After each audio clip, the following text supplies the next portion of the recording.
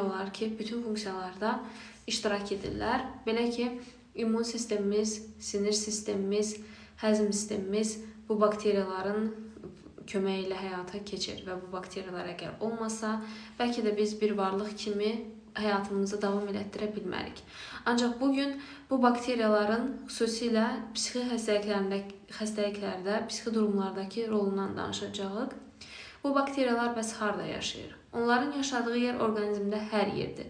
Ən çox dəridə, bağırsaqlarda və selikli qişalarda, məsələn, ağız boşluğunda, burun boşluğunda təsadüf olunur. Yəni ki, bizi xaricdən və daxildən örtən, qoruyan sistemin hər yerindədirlər. Və onların buralarda məskunlaşması heç də təsadüfi deyil.